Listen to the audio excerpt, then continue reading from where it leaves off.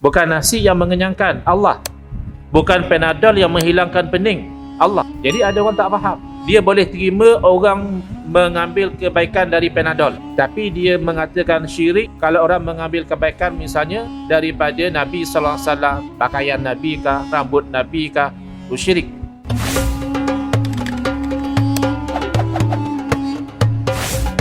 Jom sama-sama kami. Caranya mudah. Hanya klik join button. Terima kasih. Assalamualaikum warahmatullahi wabarakatuh. Bismillahirrahmanirrahim. Alhamdulillahi rabbil alamin. Wa afdalus salati wa atammu taslimi ala sayyidina Muhammadin wa ala alihi wa sahbihi ajmain. Rabbi shrah li sadri wa yassir li amri wahlul 'uqdatam min lisani yafqahu qawli. Subhanaka la ilma lana illa ma 'allamtana innaka antal alimul hakim. Allahumma akhrijna min zulumatil wahmi wa akrimna binuril fahmi waftah alaina bima'rifatil ilmi wa sahil akhlaqana bil hilm waj'alna mimman yastami'una al-qawla fayattabi'una ahsana. Allahumma ati nufusana taqwaha wa zakkiha anta khairu man zakkaha anta waliyuha wa maulaha. Allahumma arinal haqqa haqqan warzuqna ittiba'ah wa arinal batila batilan warzuqna ijtinabah. Allahumma anfa'na bima 'allamtana wa 'allimna ma yanfa'una wa zidna ilman wa huda. Amma ba'd. Qala asy-syekhul mu'allif al-marhum as-sayyid Muhammad ibn Alawi al-Maliki rahimahullahu ta'ala wa nafa'ana bihi wa bi'ulumihi fid daraini amin. Wa idza sa'alta fas'alillah. Amma qauluhu sallallahu alaihi wasallam wa idza sa'alta fas'alillah fa innahu la mutamassaka fihi wa la dalila liman as-su'ali aw at-tawassuli wa man fahima min zahirihi man as-su'ali min al-ghairi mutlaqan aw man as-tawassuli bil ghairi ala al-itlaqi faqad akhta'a at-tariqa wa ghalata nafsahu kullal mughalata.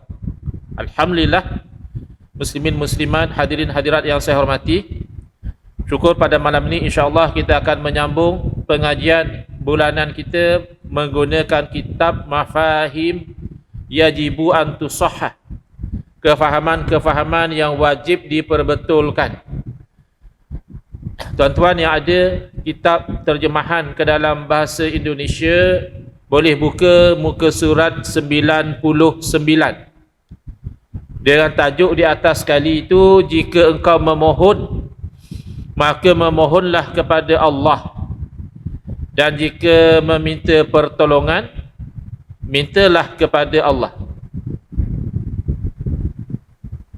Idza sta'anta fasta'in billah wa idza sa'alta fas'alillah.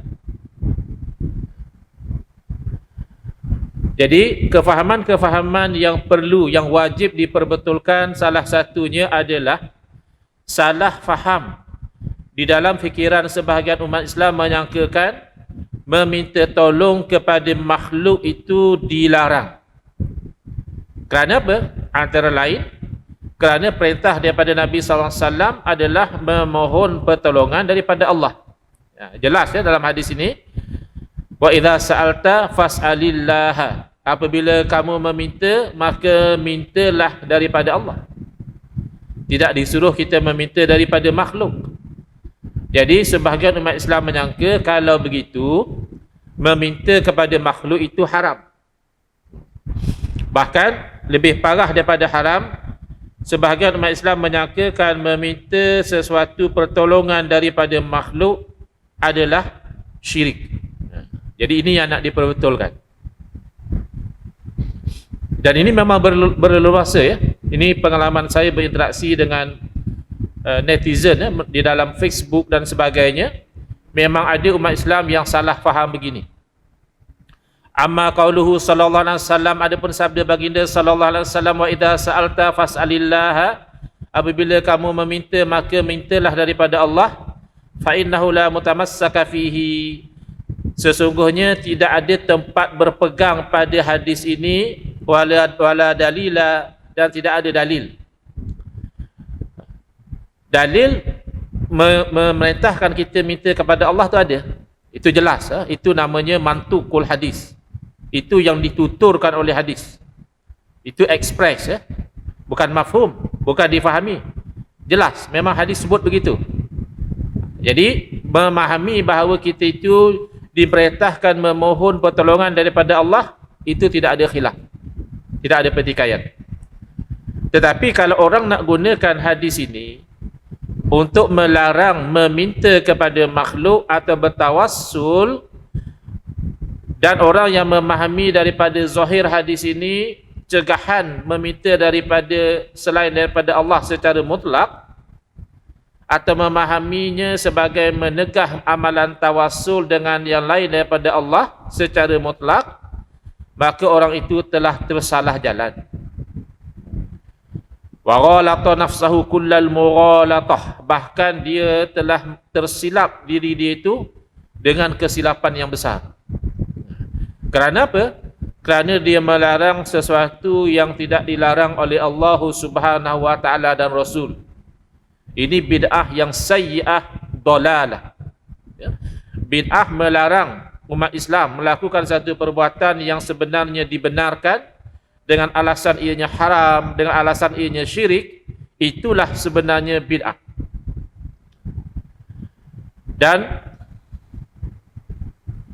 وَذَلِكَ لِأَنَّ مَنِ اتَّخَذَ الْأَنْبِيَاءَ وَالصَّالِحِينَ وَسِيلَةً إِلَى اللَّهِ لِلْجَلْبِ خَيْرٍ مِنْهُ عَزَّ وَجَلَّ أَوْ دَفْعِ شَرٍّ كَذَلِكَ وَهُوَ لَيْسَ إِلَّا سَائِلًا اللَّهَ وَحْدَهُ أَن يُسَيِّرَ لَهُ مَا طَلَبَ. Kerana barang siapa yang menjadikan para nabi, orang-orang soleh sebagai wasilah, bertawassul dengan para nabi dan para salihin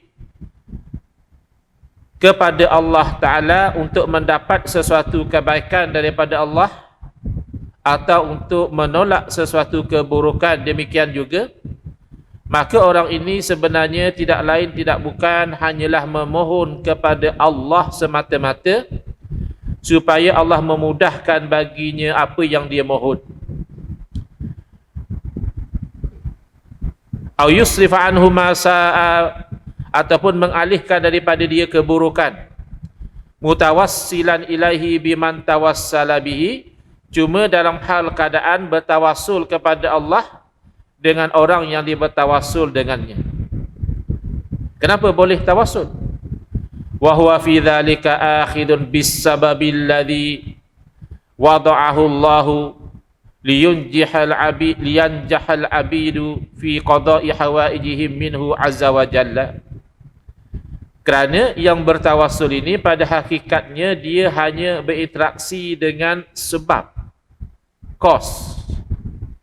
causal connection yang gagal difahami. Itu yang jadi allergic. Tak boleh ambil berkat, tak boleh tawassul, tak boleh istighatsah. Punca gagal faham beza antara hakikat dan asbab. Itu punca dia. Kalau dia faham beza antara hakikat dan asbab, maka dia faham bahawa yang dilarang meminta kepada selain daripada Allah Subhanahu Wa Taala itu apabila permintaan itu dijalankan secara hakikat. Itu dilarang.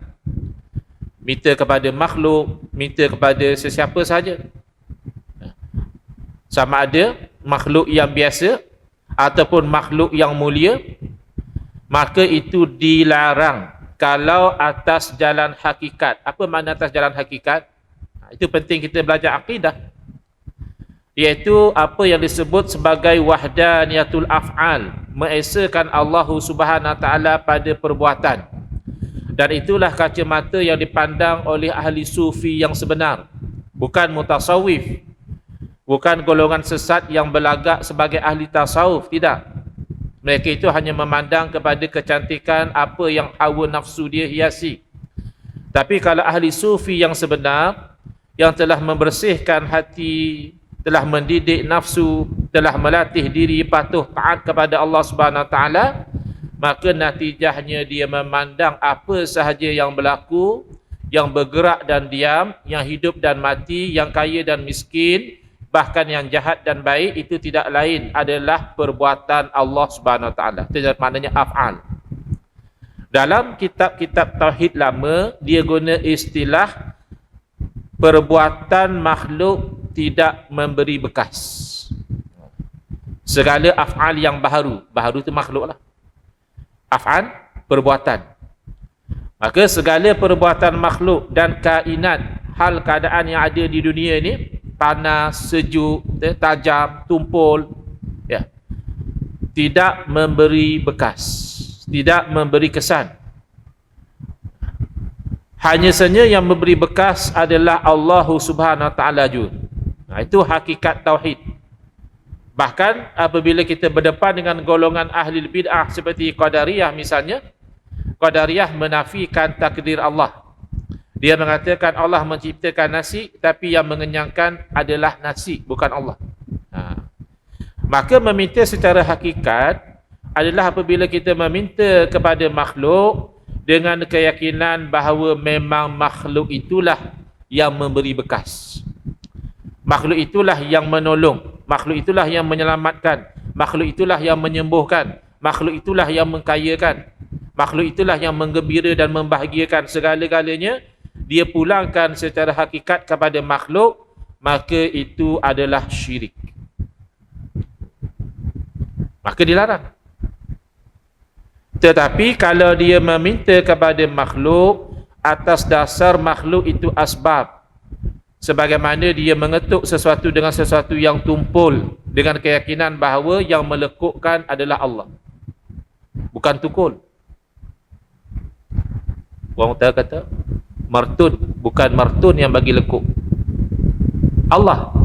Bukan api yang bagi hangus, Allah. Bukan ubat yang menyembuhkan, Allah.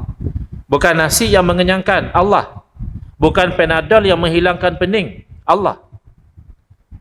Jadi ada orang tak faham, dia boleh terima orang mengambil kebaikan dari Panadol, tapi dia mengatakan syirik kalau orang mengambil kebaikan misalnya daripada Nabi sallallahu alaihi wasallam, pakaian Nabi kah, rambut Nabi kah, syirik. Dia rasa sangat janggal kalau orang tu cium rambut Nabi. Mana nak dapat rambut Nabi? Daripada orang yang simpan. Mana nak tahu kata betul dia tu rambut Nabi SAW? Tu kena tengok dia punya bukti lah. Dia kata rambut Nabi SAW dia ambil daripada siapa, daripada siapa, daripada siapa. Boleh dipercayai kah orangnya? Atau memang orang yang saja nak cari duit? Dengan mempromosikan kononnya rambut Nabi SAW, tapi bukan. Itu cerita lain. Ceritanya adakah semata-mata kalau memang itu rambut Nabi SAW, maka syirik kalau kita mengambil kebaikan? Panadol tak apa Ustaz, sebab dah ada kajian sains. Rambut Nabi SAW mana ada kajian sains? Apa yang ada dalam rambut Nabi SAW?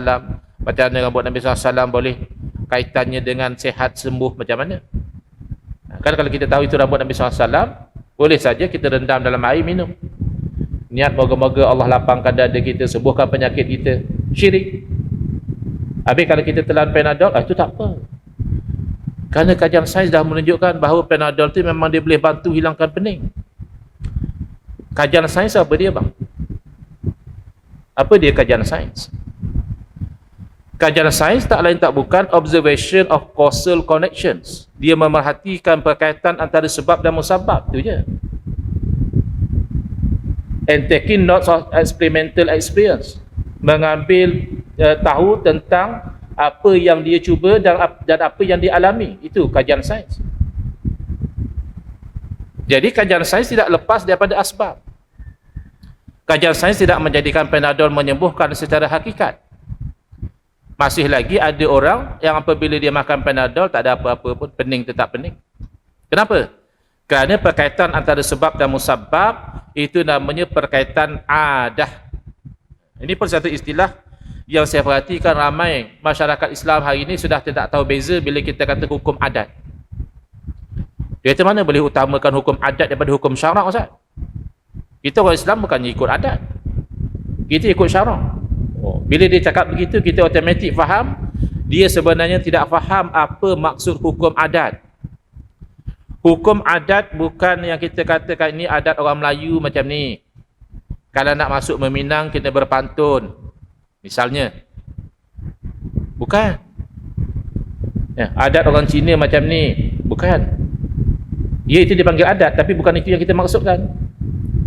Yang kita maksudkan hukum adat ini daripada perkataan bahasa Arab adah, iaitu sesuatu yang kebiasaannya begitu. Daripada ada ya'udu, kembali. Bila dia sentuh api, kembali panas. Bila dia sentuh api, kembali panas. Bila dia sentuhkan lagi, kembali hangus. Maka oleh kerana berulang-ulang kali cuba, maka dia katakan api itu menghanguskan. Bila dia kata api itu menghanguskan, dari segi definisi dia telah menghukum. Kerana hukum takrifnya apa? Itsbatul amri au nafyuhu. Hukum itu adalah menetapkan sesuatu atau menafikan. Dia kata ya atau dia kata tak. Hangus kata dia, hangus. Hukumlah tu. Tak hangus dia kata. Hukum juga. Satu dia menetapkan kata hangus, satu dia menafikan kata tak hangus. Bila dia kata hangus tu? Bila bersentuh dengan api. Bila dia kata tak hangus? Bila yang bersentuh dengan api itu lembab, basah. Macam mana kamu boleh kata tak hangus? Sebab basah. Macam mana kamu tahu basah tak hangus? Sebelum ni macam tu lah. Kalau basah tak hangus. Maka itulah namakan hukum adah. Maka tak timbul kita patut ikut hukum syarak. Bukan ikut hukum adat. Mana kamu tak faham? Hukum adat di sini adalah causal connection. Berkaitan sebab antara api dan hangus. Api bersentuh dengan api berlaku dahulu, hangus berlaku kemudian. Biasanya pun begitulah. Maka kita kaitkan hangus dengan api. Contoh yang mudah, dikaitkan kenyang dengan makan. Sebab biasanya makan kenyang. Tapi sekali-sekala makan tak kenyang. Itu dikatakan hukum adat sah bersalah-salahan. Sah bersalah-salahan itu maknanya hukum adat dia tak mustahil berlaku berbeza. Itu dinamakan khariq lil adah. Kan Nabi Ibrahim alaihissalam dicampak dalam api tak hangus. Itu mencari adat. Mencari adat boleh mukjizat, boleh juga karamah, boleh juga bahkan istidraj. Orang jahat, orang-orang yang ahli maksiat juga boleh berlaku benda pelik. Maka nak ikut seseorang tu jangan tengok benda pelik. Tak kata betul Ustaz, boleh berjalan atas air. Jadi berjalan atas air kira betul lah. Pergilah bawa kitab mengaji dengan serangga yang berjalan atas air tu. Memang dia berjalan atas air. Kalau boleh terbang di udara, kira betul mengaji dengan burung. Burung berterbangan di udara. Jadi yang pelik bukan. Masih lagi nak ukur kebenaran itu melalui syarak. Kuncinya Quran dan Sunnah. Kupasannya daripada alim ulama. Baik. Jadi perkaitan adah tidak ada beza. Bila orang tu misalnya cium rambut Nabi SAW, sihat. Orang lain cium rambut Nabi SAW, sihat. Atau ditunaikan hajat dia. Dengan orang yang telan Panadol, sihat.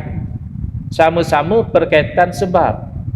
Kerana yang bagi kebaikan bukan rambut. Yang bagi kebaikan bukan Panadol. Yang bagi kebaikan adalah Allah Subhanahu wa taala. Demikian yang menolak keburukan juga adalah Allah Subhanahu wa taala. Maka poinnya berinteraksi dengan sebab tidak menjadi syirik. Bahkan saya pernah sebut bagaimana kelirunya golongan ini ketika mana apabila mereka itu tersepit kerana mereka tahu melarang meminta tolong kepada makhluk secara mutlak mustahil. Dia pun minta tolong orang juga. Maka dia kata begini, yang tak boleh kalau kita umat Islam minta tolong dengan orang mati, yang tu yang haram, yang tu yang syirik. Kalau minta tolong orang hidup, tu tak mengapa. Kita tanya dia, apa beza? Kenapa dengan orang hidup boleh, dengan orang mati haram dan syirik? Oh, dia kata sebab orang hidup boleh tolong. That's why tak syirik. Semua orang hidup boleh tolong kita ke? Berlambat orang hidup tak boleh tolong kita. Siapa antara kita ni berminat nak jadi Perdana Menteri? Ramai boleh tolong kita jadi Perdana Menteri. Yang dah lama bergelumang dalam dunia politik pun tak dapat-dapat lagi. Ya, kita yang tak pernah mencuba diri dalam dunia politik senang nak minta tolong orang. Lantik saya jadi Perdana Menteri lah. Lepas PRU 15 tolonglah saya. Berlambat orang tak boleh tolong kita. Habis syirik lah kita tak tolong dia. Dia bukan masalah boleh tolong ke tak boleh tolong. Kalau kamu mengatakan minta tolong dengan orang telah meninggal dunia itu syirik, berarti minta tolong itu adalah menyamakan orang mati dengan Allah. Sebab itu takrif syirik. Takrif syirik yang mudah adalah menuhankan selain daripada Allah, syirik. Atau memakhlukkan Allah juga syirik.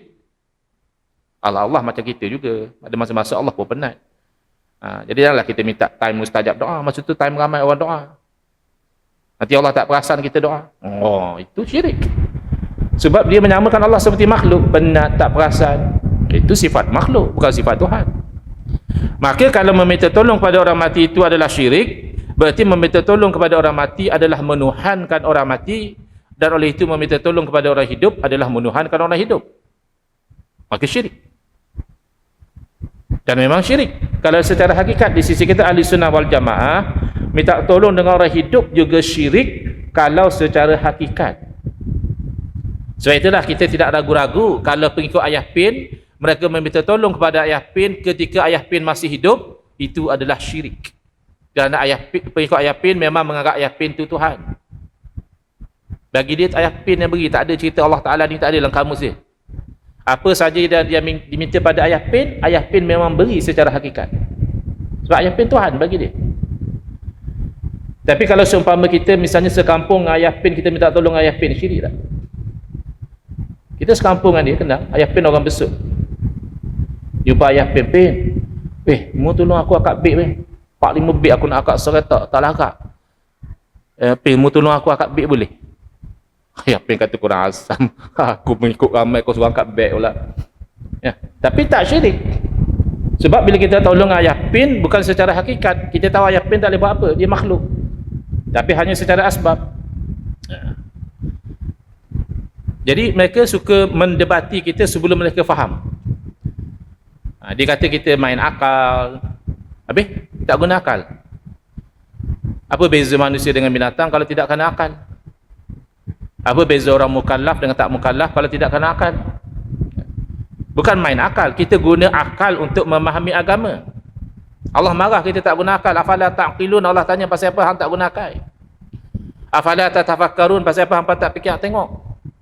Wa fi anfusikum afala tubsirun, dalam diri hampa sendiri hampa tak berhati. Wa qalu law kunna nasma'u aw na'qilu ma kunna fi ashabis sa'ir. Keluhan ahli neraka. Kalaulah dahulu ketika kami di dunia kami mahu nak dengar dan kami itu menggunakan akal, nescaya tidaklah kami tergolong dalam ahli neraka. Mana salah satu sebab masuk neraka tidak guna akal. Jadi kalau kita guna akal, kita faham sebab jangan dibawa ke hakikat, jadi syirik.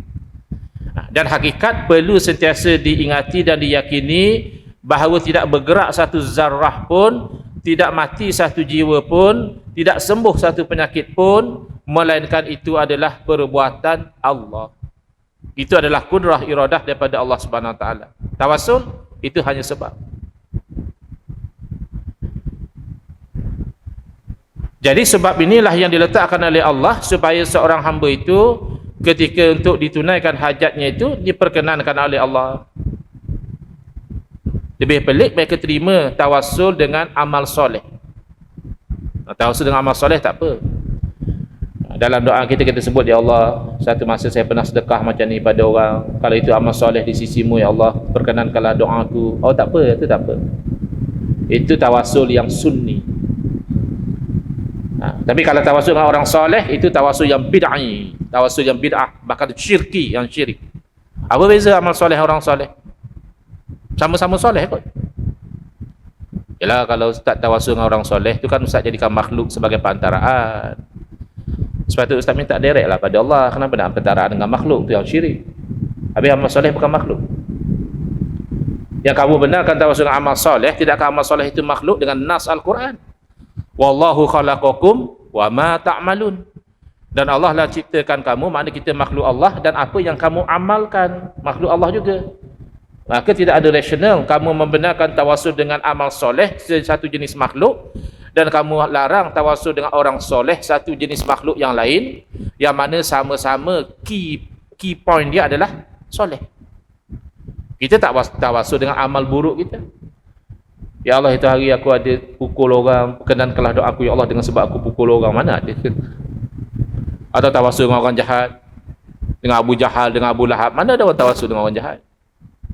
Jadi keyword dia adalah kesolehan. Sama-sama makhluk, amal makhluk, orang juga makhluk. Jadi tidak ada rasional, tidak ada dalil. Sebab tu Syekh Alawi Al-Maliki rahimahullah ta'ala, dia kata, Syekh Muhammad Ibn Alawi Al-Maliki, dia mengatakan tidak ada dalil. Hadis ni dalil, tapi bukan kepada apa yang kamu faham. Hadis ini dalil bahawa hakikat pertolongan daripada Allah. Kita minta dengan makhluk pun, kita jangan lupa bahawa Allah yang beri pertolongan.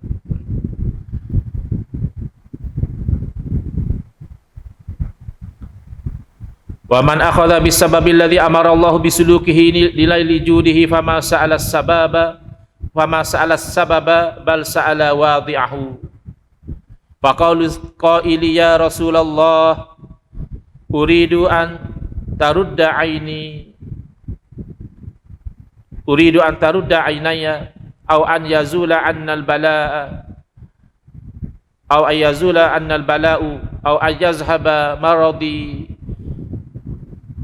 Fa makna dhalika talabu hadhihi al-asya'i min Allah biwasitati syafaati Rasulillah sallallahu alaihi wasallam.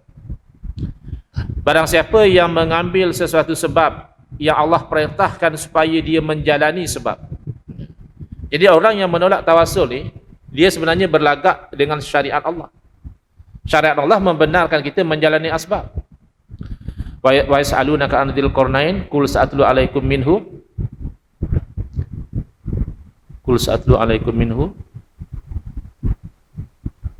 apa dia? Suratul Kahfi. Inna makkannahu fil ardi wa atainahu min kulli syai'in sababa fa atba'a sababa. Allah kurniakan kepada Zulkarnain sabab, jalan untuk memudahkan dia capai cita-cita dia. Allah kurniakan sabab. Sabab tu berbagai lah, kekuatan, apa tu, bantuan, pengaruh. Fa atba'a sababa, diikut. Sabab tu diikut. Jalan yang Allah letakkan tu dia jalani. Jadi orang ni Allah letakkan jalan untuk dapat perkenan doa itu dengan bertawasul dengan Nabi SAW. Dia sombong tidak mahu jalani. Kononnya menolak syirik. Padahal dia gagal memahami beza antara tauhid dan syirik. Dan orang yang mengambil sebab, yang Allah perintah supaya dia menjalani sebab tersebut, supaya dia dapat mencapai kurniaan Allah, maka hakikatnya dia bukan meminta kepada sebab, akan tetapi dia meminta kepada yang meletakkan sebab itu. Siapa? Allah lah. Maka kata seorang yang berkata, wahai Rasulullah, kembalikanlah pelihatanku, atau hilangkanlah daripada kami bala, atau biarlah penyakit aku ni pergi.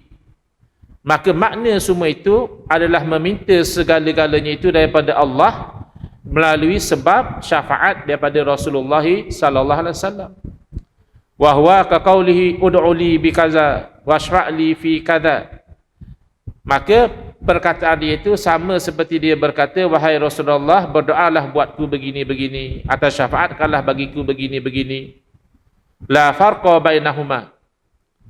Tidak ada beza antara kedua-dua tadi, illa anna hadza asrahu fil muradi min dzalika. Kecuali satu itu lebih soreh, lebih ekspres, dan satu lagi secara implied. Wa mithluhuma fi dzalika aw awdahu qaulul mutawassili Allahumma inni as'aluka bi nabiyyika taysira kadza mimma yanfa'u aw daf'u kadza minasyarri. Jadi sama seperti orang yang berkata, atau mungkin lebih jelas lagi, dia berkata, ya Allah, sesungguhnya aku memohon kepadamu dengan nabimu supaya memudahkan urusan yang baik bermanfaat ini atau menolak sesuatu perkara yang buruk. Jadi ini jelas bukan syirik. Kerana ini pernah diajar oleh Nabi SAW. Allahumma inni as'aluka ataupun atawajjahu ilaika binabiyyika, itu Nabi yang ajar. Jadi sangat jahat adab kalau menuduh apa yang Nabi SAW ajar itu syirik. Fal mutawassilu fi dzalika kulluhu ma sa'ala fi hajatihi illa Allah azza wa jalla. Adapun orang yang bertawassul pada perkara tersebut kesemuanya, tidak adalah dia meminta pada hajatnya tu hakikatnya kecuali meminta kepada Allah. Wa bihadza ta'lamu anna al-ihtijaj ala man'i tawassuli biqaulihi alaihi salatu wassalam idza sa'alta fas'alillaha wa mughalatatun fi hamlil hadithi ala ma huwa zahirul fasadi min annahu la yasihhu li ahadin an yas'ala ghairallahi syai'a. Fa inna man fahima hadha minal hadithi faqad akhta'al khata'a kullahu. Dengan ini kamu tahu bahawa berhujah untuk melarang tawasul dengan sabda Nabi SAW apabila kamu mintalah kepada Allah, itu merupakan satu kesalahan. Bukan salah berpegang dengan hadis. Ini yang mereka tak faham. Ustaz ni apalah? Orang nak pegang Quran Sunnah pun dilarang. Dah bukan. Kita pegang Quran Sunnah juga. Yang kita larang tu kamu tafsir Quran Sunnah tak ikut panduan para ulama ahli sunnah wal jamaah, nanti jadi sesat. Bukan larang pegang Quran hadis. Tak pegang Quran hadis macam mana kita orang Islam. Tapi jangan tafsir tak ikut panduan para ulama, nanti jadi silap. Kerana apa? Kerana dia itu telah menanggungkan hadis itu pada zahir yang memang rosak. Kerana tidak boleh seseorang pun nanti meminta selain daripada Allah. Kan dia masih nak bezakan, minta dengan orang hidup boleh, minta dengan orang mati itu yang dilarang. Kalau ikut zahir hadis, minta lain daripada Allah tak boleh lah. Kalau kamu faham arahan supaya meminta kepada Allah itu sama seperti larangan meminta kepada selain daripada Allah, maka tak ada beza.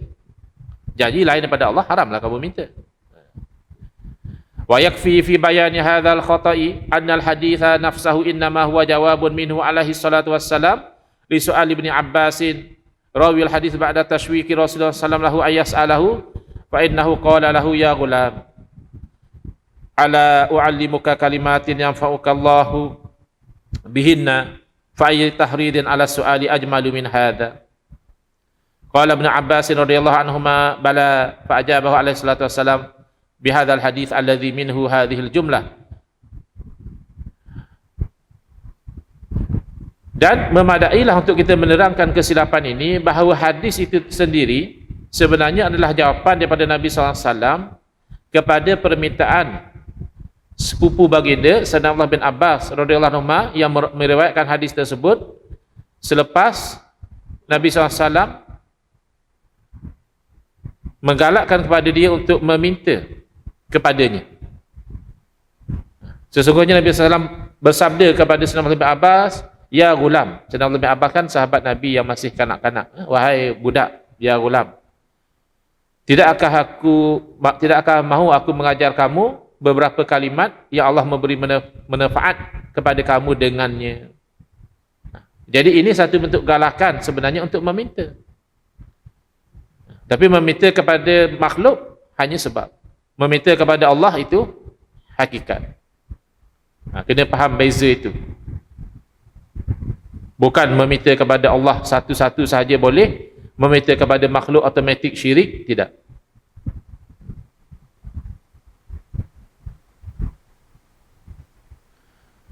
Walau jaraina ala hadzal wahmi ma sahha ala muqtadahu ayas'ala jahilun aliman. Kalaulah kita nak berpegang dengan sangkaan sebegini bahawa hadis ini melarang kita meminta kepada selain pada Allah, orang jahil juga tidak boleh meminta sesuatu daripada orang alim. Minta tu kepada Allah. Minta Allah yang bagi ilmu. Tak payah kita minta tolong kepada orang alim ajar kita. Wala waqi'un fi mahlakatin ghauthan. Orang yang terjerumus dalam satu-satu kecelakaan minta tolong orang lain tak boleh. Jenuh. Hamba Allah tu lemah. Tolong. Jangan syirik. tak tolong Allah. Tapi dia hidup Ustaz, tak ada beza. Hidup mati dari segi hakikat tak boleh buat apa. Dalil Quran, Allah Ta'ala berfirman, "Qul la amliku li nafsi naf'an wala dharra." Katakanlah wahai Muhammad, aku tidak milik untuk diri aku sendiri sebarang manfaat atau sebarang mudarat. Itu hakikat masa Nabi SAW masih hidup.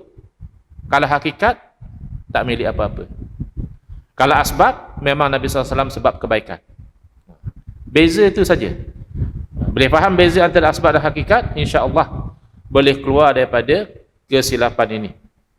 Kita hampir masuk waktu Isyak, insya-Allah kita akan sambung lagi pengajian kita pada kuliah bulan hadapan. Besok pagi kuliah subuh dengan kitab Minhajul Abidin, insya-Allah.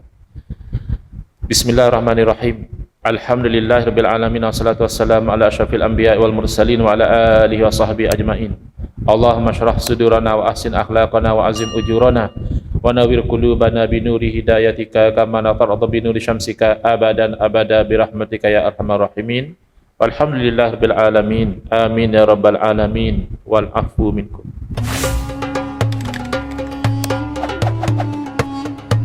Tempat pokok yang mubarakah, berkat, allati yang istadalla bi dhilliha Rasulullah sallallahu alaihi wasallam, yang Nabi berteduh di bawah naungannya. Memang pokok ni rendang, seluas luas tu tempat tu ialah sebijiknya pokok ada kat situ.